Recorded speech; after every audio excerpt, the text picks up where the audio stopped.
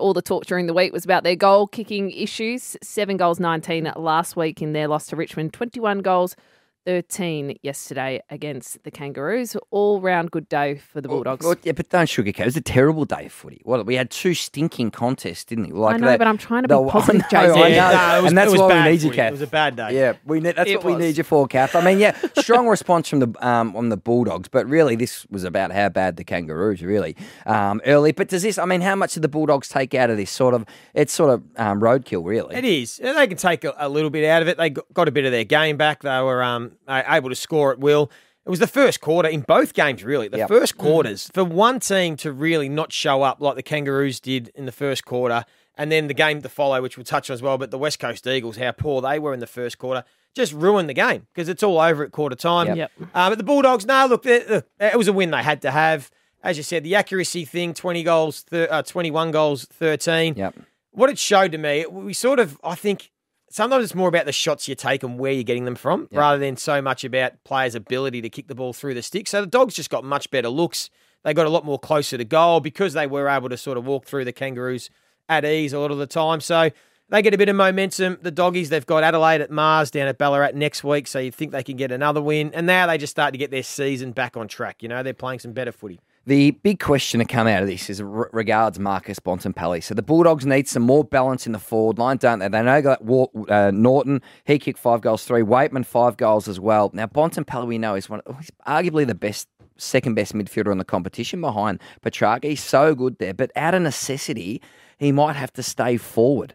What do you think that's the move that Luke Beveridge needs to make to give that forward line some balance, even though you're taking one of the best on ballers out of the engine room? Yeah, I do. I called it after round 1. I think when we spoke about the Dogs' issues through the preseason of round 1 with Norton being the only focal point, that I think Bontempelli is their second best forward, and I don't think they need him in the midfield. Yes, he's a gun midfielder, but McRae is a superstar. Bailey Smith dominated. Libba. Dunkley can get in and under and get 30 touches and feed it out. Libba can feed it out. They've got Treloar. So they've got enough in their midfield that they don't need Bontempelli in there, but they need him forward. Yeah. Because not only does he kick goals, he sets them up.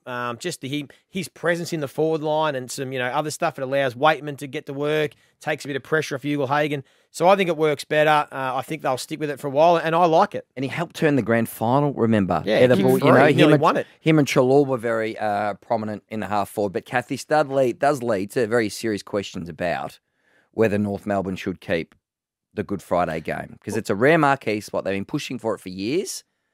We think they deserve to hold it. Yeah, well, lost by 128 points last week, last year, 68 points yesterday. Yep. I mean, you can't fault all the work they do to promote this Good Friday clash and all the fabulous work all the players and the staff do in visiting the Royal Children's Hospital and whatnot. But at the same time, the AFL and footy fans in general, you want a classic on Good Friday. You want it to become such a great tradition where there's history and there's going to be a big moment. What do you think, Jay? I think they will keep it and deserve to keep it because the AFL knew coming into yesterday that this was probably going to happen, like they did the year before. So the AFL can't say, right, we're going to put a premiership contender against probably the worst team in the competition and expect them to win. Like that is exactly what was going to happen. They would have known that's going to happen. So they can't complain about it when, as we all would have tipped, Western Bulldogs roll to a comfortable victory. So they're going to, as you say, Kath, back in the very good work the Kangaroos do off the field, and hopefully they can build this into something. But right now, that's exactly where they stand. 100% agree with you. There's swings and roundabouts. Like all these marquee time slots, we've had teams, Collingwood v Essendon, Geelong v Hawthorn. Yes, they play epics, but that's because they've been playing it for so long.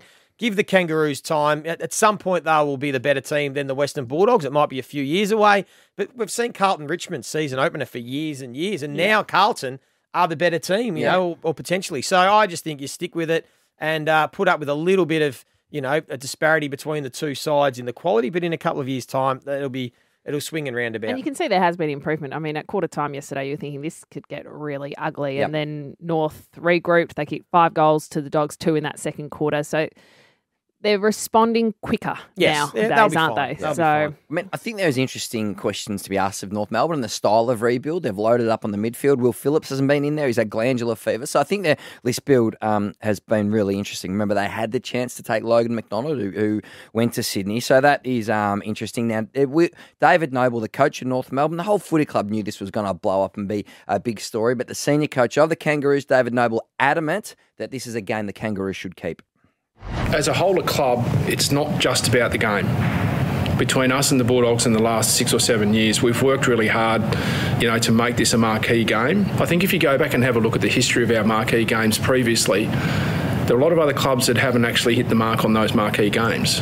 And, over a period of time, you're able to wrestle things together, improve their performance, and so therefore those marquee games hold. So we're fighting like tooth and nail on this game. We love this game. We're very privileged to play in this game.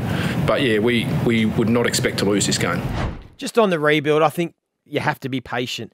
It's going to still be a number of years away before the Kangaroos can be a contender. I think sometimes we have unrealistic expectations that these rebuilds are like a 3 to 5 year thing. We've never seen a rebuild take 3 to 5 years, and the ones that we have had exceptional circumstances where they've either been able to get a lot of academy kids or father-sons, where you're essentially getting sort of free extra picks in the draft. The Kangaroos are doing it the traditional way. They're going to do it through the draft, try and get some young free agents in, but they're still at least 3 to 5 years away from being a real contender, but we need to be patient. And missing some of their best players, Cunnington, obviously, Anderson, Taron Thomas, Yeah, Luke Davies-Uniacke. So they've been missing some of those. They're some of their best players at the club.